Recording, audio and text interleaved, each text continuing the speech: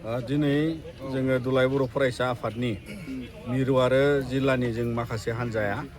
जोंनि बादाखौ सिफायखांनायनि उनाव जोङो नैबे सराइदेउ जिल्लायाव थानाय जोंनि बर' गामि थियखाबि आरो बेवहाय जोंनि जिल्ला एबसुनि दैदेननायाव बिथांमोननि बे जायगायावबो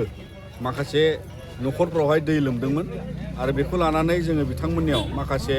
बेसादफोर जोंनो रिलिफआव होनांगौनि माखासे दान मोनबोनाय बेफोरबायदि माखासे जोंनियावहाय आइजें आइलाफोर दङ आरो गासै बिथांमोननो जोङो गथायबाय आरो बिथांमोना रायजोआ गावसोरो सोरनो गोनां जानाय बिथांमोना बेखौ नायनानैबो गथायनाय जासिगोन आरो जों बेवहाय माखासेखौ गथायबाय आरो दुलाराय बर' फरायसा आफादनि बियो मोनसे जोंनि मिशन हम रेस्किउ एन्ड रेस्टरनिनो बाहागोमोन आरो सराइदेउनि जोंनि बर' गामि थियखाबिजों लोगोसे गुबुन गामिफ्राव दै फैदोंब्लाबो लोमदोंब्लाबो बिथांमोननियाव बेबायदि हाब्रु थफबनाय गैया दा बेखायनो जोङो बिथांमोननियाव नैबे माने थांनाय समाव जोङो बिथांमोननि गामियाव फैनानै बे